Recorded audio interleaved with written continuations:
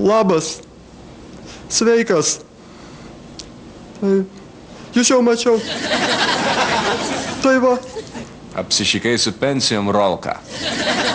Pensininkai tavo čiūčelą degina. Kažkas turėjo nukentėti. Jo. Reikia ministrams algą sumažinti.